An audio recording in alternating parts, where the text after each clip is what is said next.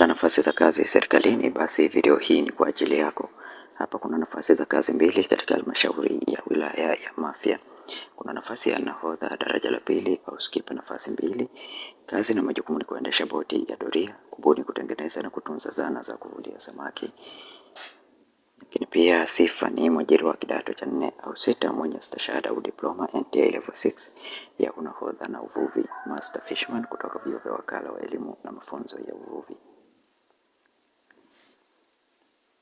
Mwisho wa kutuma maombi haya ni tarehe 12 Agosti 2026. Maombi yote yanatumwa kupitia mfumo wa kielektroniki wa ajira portal, na kumbuka kuambatanisha barua yako ya maombi ya kazi iliyosainiwa pamoja na vyeti vya elimu. Anwani ya barua hiyo elekezwe kwa mkurugenzi mtendaji, halmashauri ya wilaya Mafia, SLP 85 Pwani.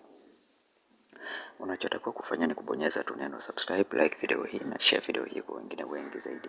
Lakini pia kuweza kupata PDF hii, join katika grupu letu la WhatsApp ili kuweza kudownload PDF yako na kuweza kupata update zote za ajira, elimu pamoja na mbinu mbalimbali za kuweza kutengeneza pesa kupitia simu yako ya mkononi. Asante na karibu, tukutane tena katika video inayofuata.